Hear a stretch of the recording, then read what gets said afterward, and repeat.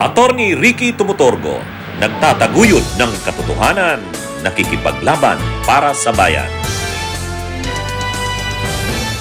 Ang prosecution, ibig sabihin, yung kampo nila Congresswoman Beatrix Luistro, mga kabunyog, ay nag-submit ng pre-trial brief.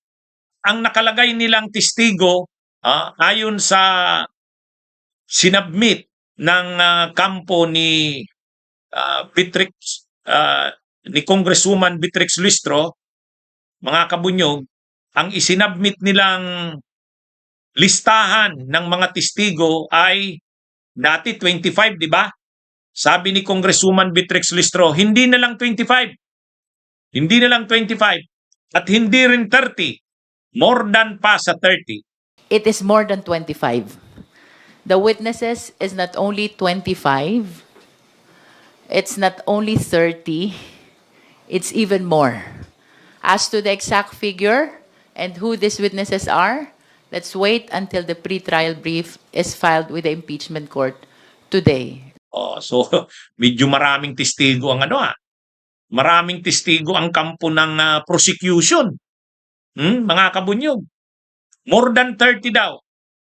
So maganda mga kabunyog na development kasi yung prosecution, marami silang testigo na ipepresent. Talagang dati 25 lang yung iniisip nilang isasubmit. O ngayon, ang update na hindi lang 25, hindi rin lang 30, more than 30. Nakalista na, sinubmit na nila. Actually, kasama doon sila Madriaga, kasama si Trillanes, so yun.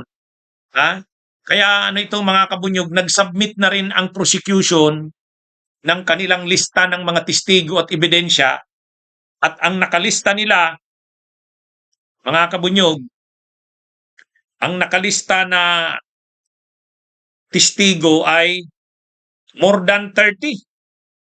More than 30 mga kabunyog, mga kababayan. Kaya ito? Sabi kasi ng kampo ni Congresswoman Beatrix Luistro, papasiguraduhin daw nila na makonvict si Sara Duterte. Kaya yung kanila daw ng mga testigo, inihanda na nila, nag-agree na sila na mahigit 30 ang kanilang ipipresent na testigo. Ayon sa prosecution, itong kampo ni Congresswoman Beatrix Luistro, naniniwala sila na makukonvict nila si Sara Duterte. Kasi sapat-sapat na daw ang kanilang mga testigo. More than 30. At saka marami silang mga ebidensyang ipipresent. Mayroon pa silang mga ebidensya na hindi nila na-ipresent doon sa Justice Committee, pero ngayon ipipresent daw nila, mabibigat daw yun. Ang halimbawa, mayroon silang nakuha na mga properties ni Sara Duterte at Mans Carpio, listahan ng mga properties na ilang daang milyon ang halaga, pero hindi dineclare nila Sara Duterte sa kanilang statement of assets, liabilities, and net worth. Kaya mga kabunyog, mga kababayan, sabi ni Congresswoman Beatrix Luistro, matibay ang kanilang paniniwalang makukonvict nila si Sara. Ang testigo nila, more than 30. Ang mga ebidensya nila, marami silang bagong ebidensya.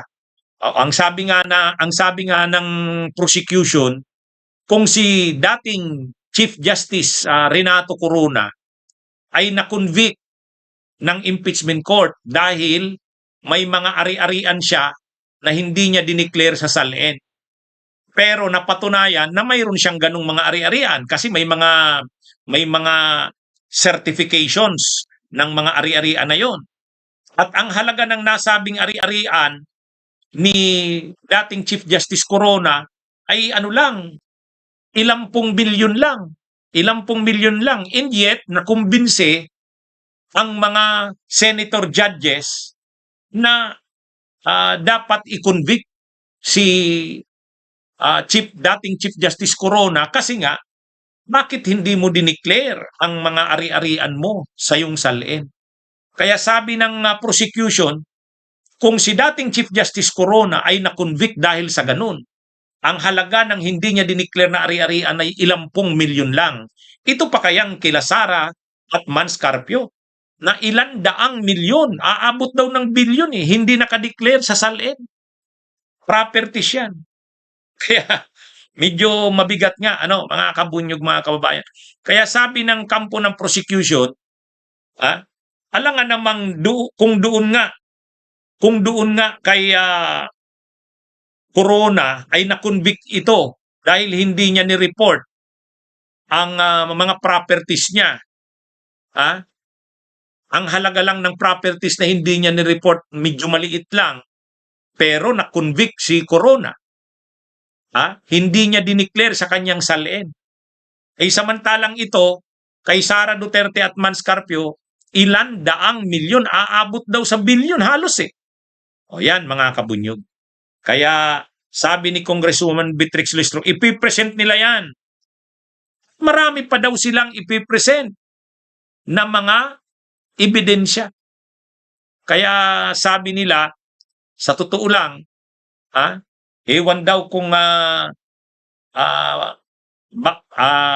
paano ipapaliwanag ng senator judges kung hindi pa rin nila iko-convict si Sara samantalang sapat-sapat ang ebidensya.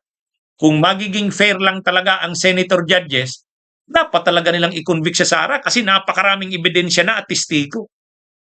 Yun, mga kabunyog, mga kababayan. Ayon yan kila Congresswoman Beatrix Listro. Pag hindi kinonvict si Sara ng mga senator judges, gayong tambak ang mga testigo at ebidensya, magpapaliwanag sila niyan sa taong bayan. Kasi nakabantay ang taong bayan.